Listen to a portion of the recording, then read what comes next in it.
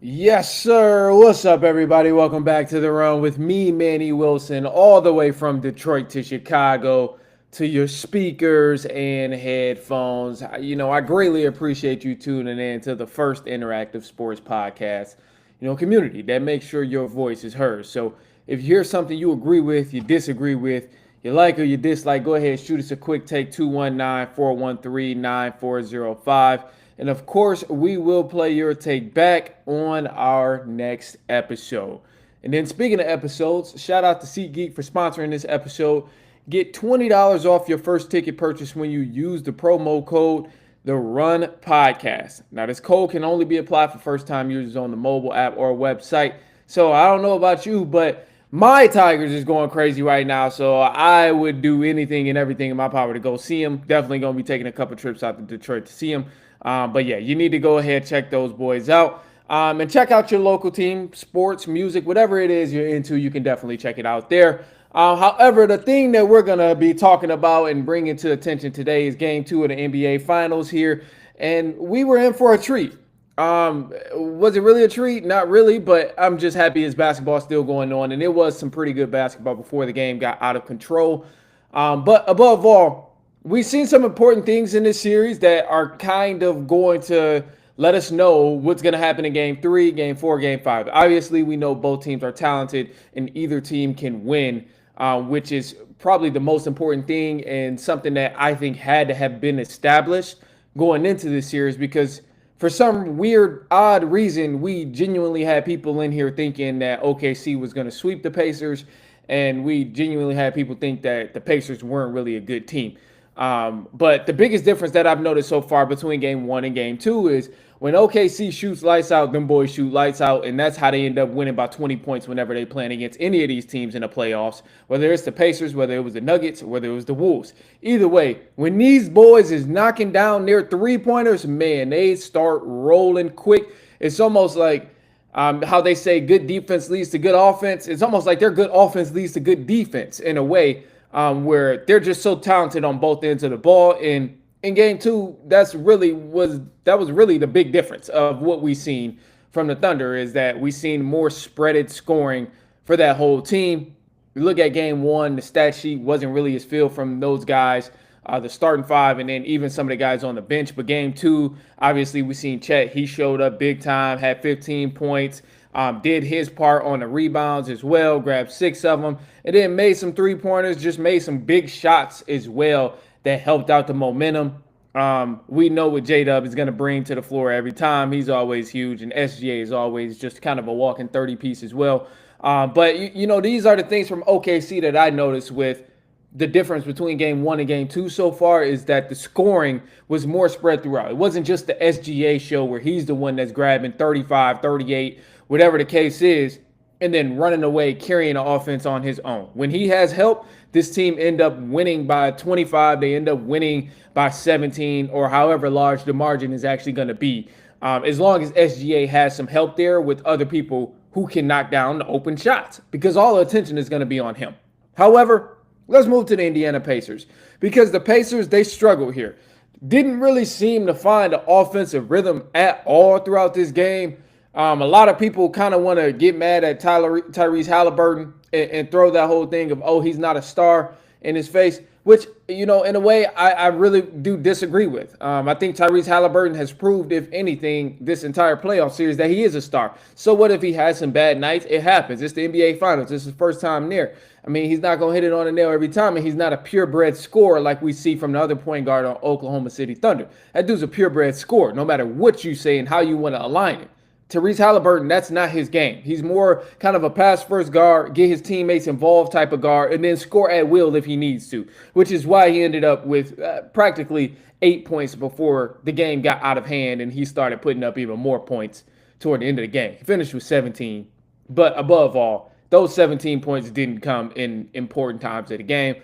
A lot of those 17 points came in garbage time.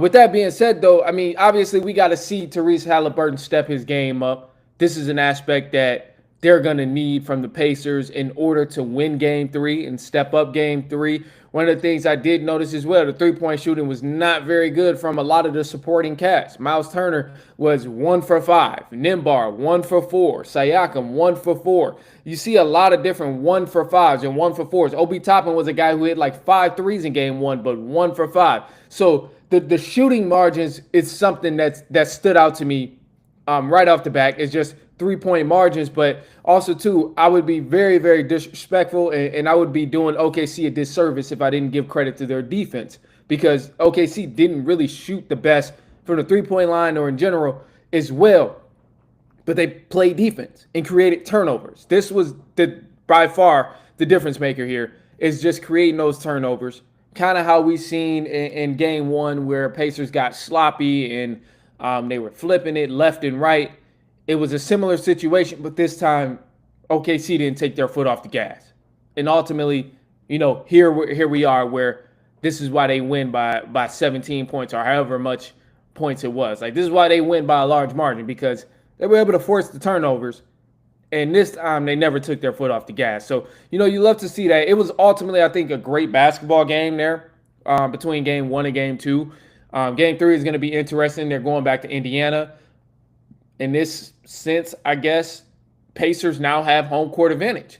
So this game 3 in Indiana is about to be huge, because Pacers, if they protect home court, then they can close it out at home. If they lose, you give the advantage back to the Oklahoma City Thunder. So I'm excited about this, but ultimately both teams have been fairly well at making adjustments all throughout the course of the playoffs. So I'm expecting definitely a better game than game 2. Coming into game 3 with the Indiana Pacers and the Oklahoma City Thunder. So I'm excited about that. Another thing, too, I would be wrong if I didn't discuss this since we're on the topic of Pacers and, the Oklahoma City Thunder. But I think it's hilarious, as a matter of fact. I think it's so funny. A lot of people might not find it funny, but sometimes I have a dark sense of humor. So I think it's funny how the NBA and mainstream media has tried to give Tyrese Halliburton a new nickname. What the hell is up with that? We know Tyrese Halliburton's nickname is not the moment. I get it. It's whatever. I see what you tried to do, giving him the nickname the moment. But any and everybody who's been on Twitter, who's been following the NBA playoffs, knows that Tyrese Halliburton's nickname is the Halliban. That's what it is. He's the Halliban.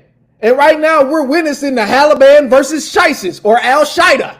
This is just what we're seeing, and this is what everybody has already agreed to. Sometimes you can't give a nickname to the person. Sometimes the people pick the nickname, and whether you like it or not, I am sorry, but the people have picked the nickname for Tyrese Halliburton, and it is not the moment. It is the Halliban.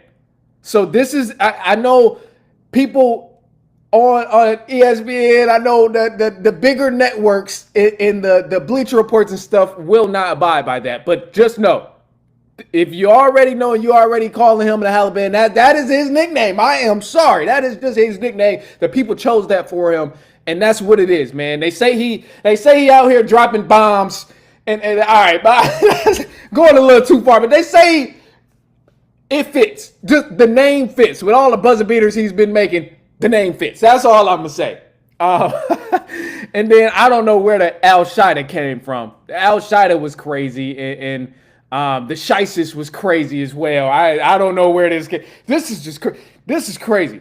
This here proves this American sport is getting out of control, and the commentary from others is just getting a little out of control. I will say it is wild, and I'm not condoning that. You see Tyrese Halliburton in person and you say, "Oh, Halliburton, what's up?" Like, I am not condoning this at all. I'm just saying it get a little out of control, and for the big networks to be trying to switch the name up and stuff, it is the right thing to do, but ultimately that is not the nickname that the people have chosen, man. That's just not it, man. Nicknames have gotten so bad in the league, and now we're at a point where we finally get one good nickname with a good reason behind it, and you damn near can't even use it. So it hurts.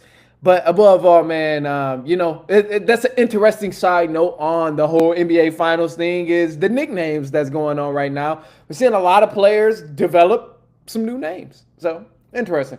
Anyway, look, don't go anywhere, man. We got some news for the run coming up. A couple different things happening, actually, for the sports world and NFL and NBA. Obviously, what's going on in the NBA, but NHL is in there as well. But we'll run through some news for the run in just a sec. But don't go anywhere. We'll be right back. It's halftime.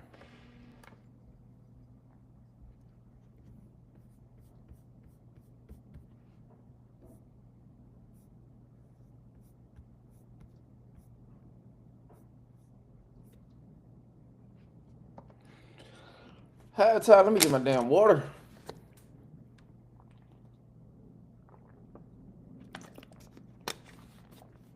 I would talk about how Ronaldo just beat Yamal, but I don't really have enough on that. I don't think so. That's mainly why I'm not gonna do it. But that was a crazy, crazy game. Shout out to Ronaldo and them. They was kicking butt, man. And I thought Yamal really got locked up. Yamal got locked up a lot, bro. Let's see. Well, maybe we'll just talk a tiny bit about it, because this is stuff I could use for the pod.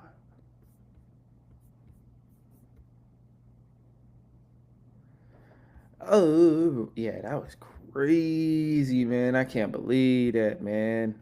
Yamal literally did nothing in that final, bro. Did nothing in that final. And I'm a big fan of Yamal. I really do like Yamal, and I was hoping Yamal went crazy. I was all right. I'm gonna save it for the news.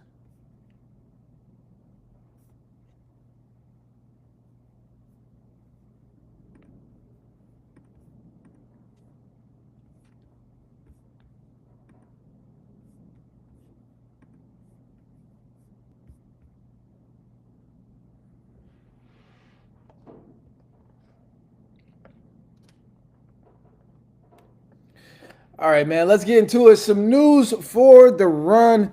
Let's kick it off. Let's go UEFA League, man. So let's go with the soccer, international football. But Portugal, they won the Nations League. And we seen one of the goats do what he does. And Ronaldo, he ended up beating the 17-year-old phenom, Yamal, man, Lamine Yamal.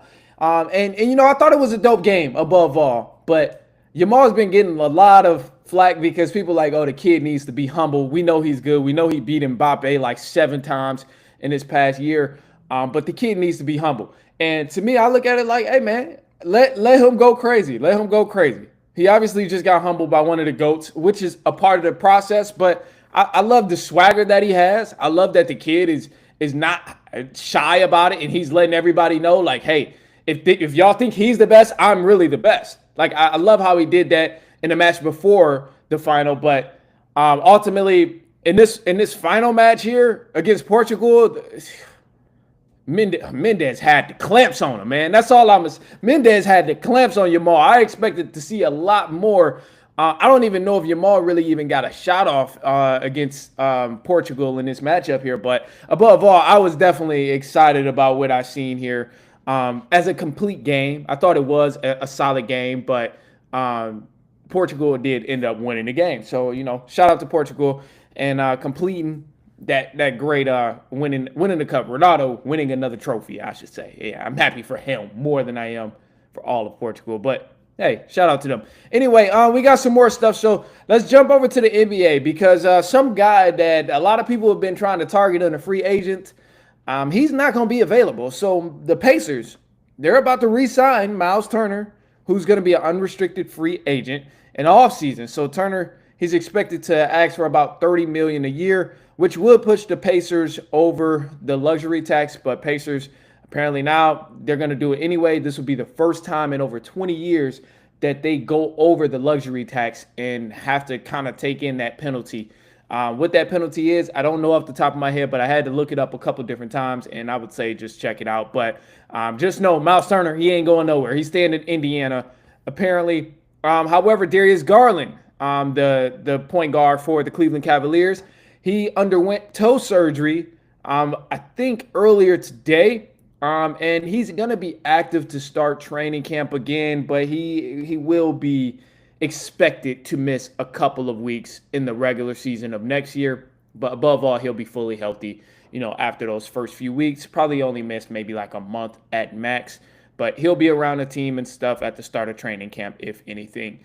So good to see that. However, we can move to the NFL because the NFL has a lot going on with a couple guys who are, some decent names in there that's going to make something happen. But the Green Bay Packers, they're going to be releasing cornerback Jair Alexander after 7 seasons. This dude is coming off a remarkable defensive season and honestly was a strong, pivotal anchor for the Green Bay Packers defense. So it's going to be interesting to see how they pivot from losing an elite cornerback like Jair Alexander. That will definitely be tough. Also, the Indiana Colts, they announced details on the transition of ownership from the late Jim Irsay. I think I said his name right, but Irsay, yeah. So he now, I guess it was written somewhere or already placed somewhere, but the new owners of the team will be his daughters. You have Carly, Casey, and Kaylin, which will all now be the owners and CEO of the Indianapolis Colts. So you're happy to see that, man. Love to see those type of things. But hopefully, and most importantly, they do a good job, which is all Indiana Colts fans want. And that's all any NFL fan wants, is for the owners to just actually make strides of being good. However, man, look, let's move along because I got some things to say. I've been seeing a lot of nonsense lately about Pistons trades, and I can never let it go whenever I see Pistons trade ideas and things like that because I really do take it personal in a way, kind of like how Mike was saying in his documentary. But no, seriously, whenever I see these outrageous deals, these outrageous trade targets, and it's involving the Detroit Pistons, I have to have a word on it. So I want to bring to you a couple names where the Pistons should target. They should try and grab them in free agency, and they should actually try and bring some of these guys to Detroit on good contracts. And then for some of them, it would be acceptable for a bad contract. But initially, let me just name the guys that the Pistons should target for the offseason. If you can get away with paying them a certain amount, then do it. But as long as it's not going to hurt our future in the long end, then definitely stay away. So I'll explain why I got each of these people on the list in just a sec. But first off, I'm starting off with Naz Reid. We got to target Naz Reid. Lauri Markkanen is a name I heard up there, but that one has a question mark to it. I'll explain in just a sec. Kevin Durant also has a question mark to it. I've been seeing some rumors about Pistons possibly going for him. Jaren Jackson is another guy. Santi Aldama with the Grizzlies as well, another guy, which I'll explain about that. And then Julius Randle, I've been seeing this, and this is a hell no. So let's go back to the beginning and explain really quick. I'm going to try and make it as brief as I can because I don't want to hold y'all for too much longer. Anyway, so starting off with Naz Reid. Naz Reid has to be priority 1 for the Detroit Pistons, man. This is a guy literally can play all 3 levels of the floor. Naz Reid play defense, and I don't think he's really going to break the bank for any team that's really trying to get him out there. Now, one of the things that concerns me, and I do kind of think the ticket is going to go up for Naz Reid because his value has definitely increased, but he's currently on a 3-year, $41 million, and I can see him honestly probably getting up to like 65, 75 mil. If the Pistons can do this without hurting us in the future, I'm okay with it because of the production that Naz Reid can bring to the table. However, I would not want to go near 100 mil for Naz Reid. I think it wouldn't be worth it, especially if we can't bring back certain pieces and can't pay certain pieces once they're up for pay. So for Naz Reid, I'm all for, paying and opening up the book for him. He's priority number 1, so I would be okay. I would be a little lenient if we do have to go over the tax threshold and all of that for the luxury and just kind of deal with that penalty. But above all, he's priority 1. Number 2, Lauri Markkanen, and Lauri Markkanen was a popular option here for a lot of people. This one kind of came about this week, but Lauri Markkanen, I got to say no. Do not target Lauri Markkanen if you're the Detroit Pistons. This dude is literally on a huge contract, fresh off of signing a new deal. And for Lauri Markkanen, this dude's guaranteed. Or I'm not going to say guaranteed, but his contract is 4 years, $195 million, and he just signed it. So this is huge, and this guy's production has not been there at all from what I've seen in terms of him staying healthy, because the amount of games he's been playing over the last 3 years has just decreased more and more and more and more. So I wouldn't want to trade for a guy who's getting $195 million, and the production is nowhere near worth that $195 million. So I can't do that Lauri Markkanen stuff. I know it looks good, him and Cade there, and he's a guy who's also a 3-level scorer, but not worth that ticket to pay him that much. especially when you're gonna go over the tax threshold. And it's a no. I'm a hard no on Lauri Markkanen. I don't want that to happen. But if they could do it without getting screwed because of trading assets, and now we don't, I still wouldn't even want to do it. I don't want to do it. I don't want Lauri Markkanen. That contract is too huge. So keep Lauri Markkanen away from Detroit. I don't need that at all. Another guy here was Kevin Durant. Kevin Durant was hearing some whispers, or we've been hearing some whispers about Kevin Durant possibly joining the Detroit Pistons. And for Kevin Durant, man, I think he's at that point in his career where obviously he's not really looking for a bag to chase, but more so just want to play good basketball with good teammates in a good environment. Detroit is that spot, but I fear he's not going to drop all the way down to something like a vet minimum where we wouldn't really have to open up our checkbooks and open up the wallets and give him a good amount of money. I can't see Kevin Durant going less than 100 mil. Especially since his previous contract was 4 years, 194. I don't know how much longer he is going to want to play. However, I doubt it's going to be more than 3 years. But if so, we can't give him anything over 120 mil, man. That's just going to be way too much to pay a guy who's already on the back end and another guy who's just not going to really take us to the threshold of going to the finals and winning over the next course of the 3 to 4 years. Because KD, I know he's one of my favorite ever, but three to 4 years thinking future-wise, he's not going to be able to help the Pistons as much as we think or as much as he would have been able to 3 to 4 years ago. So Kevin Durant is kind of a no for me. But a guy that I'm really excited about, and I would be excited about here, is Jaren Jackson. I think Jaren Jackson is someone that I would love for Detroit to have on their team and for someone for them to sign. I would be okay with them opening up the books, open up the wallet, do whatever you got to do to bring Jaren Jackson there. I'm content with that because this dude plays defense. He's expanded his game where now he's scoring from the inside and outside, and he's also become a great playmaker. And then on top of all of that, this is a defensive candidate, man. This is a defensive player of the year candidate, and he's going to be one of the least expensive stars who's going to be a free agent this year. His previous contract was 4 years, 105 mil. And I know the ticket is going to go up, but I think Jaren Jackson is a guy who's worth it because he is so young and he has such a bright future ahead of him.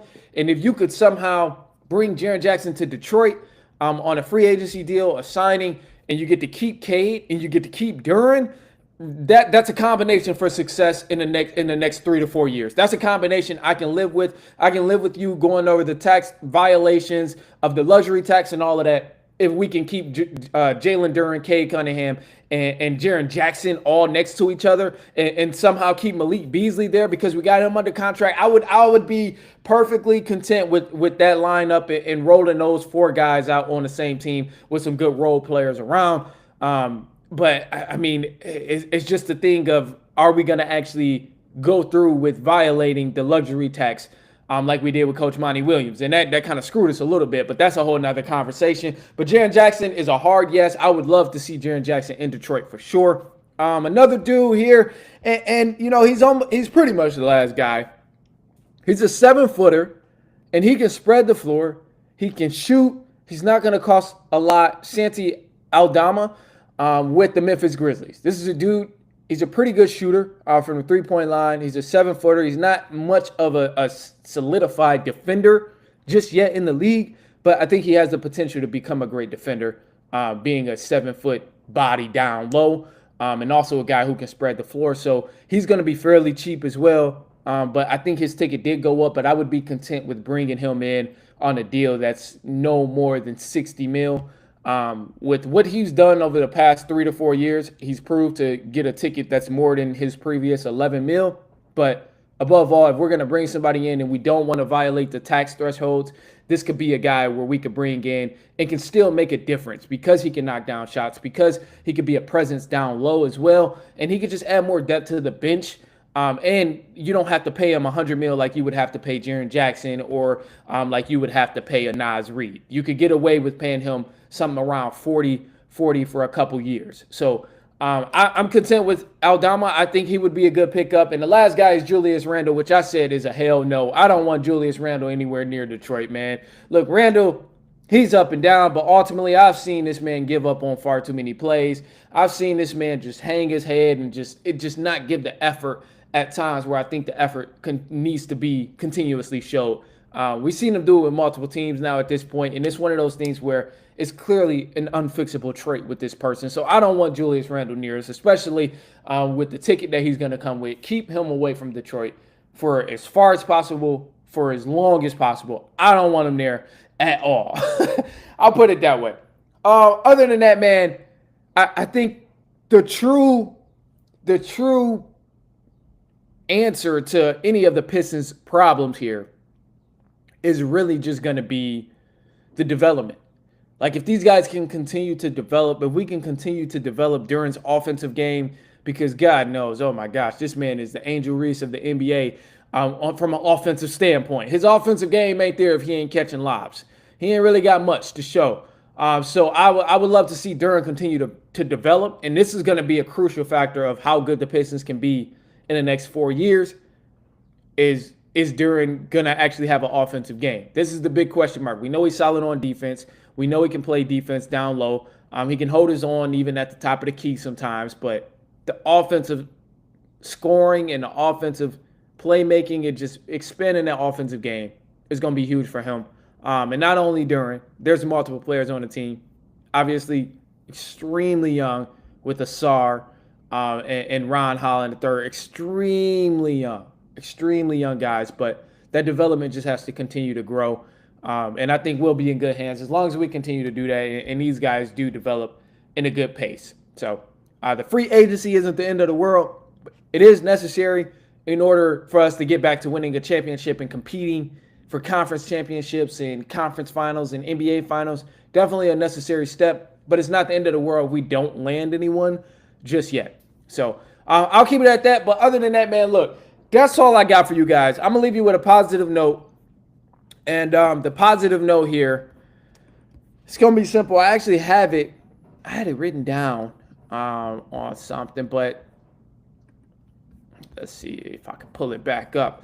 All right, so the positive note, man, is just going to be whatever you do, man, you got to have faith in what you're working toward. You can't do, something and work hard for something and then not actually believe that it's going to happen. You got to kind of be a little delusional and just know, like, it's going to happen, and you got to believe. You got to have faith in it. So if you're doing the work, you're putting in the work, you're doing all the research, and you're putting in the hours for it, have faith that whatever you're putting the hours toward is going to happen. So I'm going to leave it at that. Accept it however you want to accept it. And then I'll leave you guys, man. I'll be back later on next week. Next week we should have Game 3 of the NBA Finals. It's happening Wednesday, so Thursday will probably, be some talk about Game 3 of the NBA Finals. And I'm curious if a lot of people are enjoying it, because I'm enjoying it. At least the first game was crazy with the Halliburton buzzer beater. So yeah, man, I'm excited. But anyway, look, man, that's all I got. So I appreciate y'all for tuning in. Send this to a cousin, a brother, an aunt, uncle, niece, nephew, coworker, friend, family member, anybody you know. I promise you they're not gonna mind. Until then, man, we'll be back later on this week. And so on and so on and so on.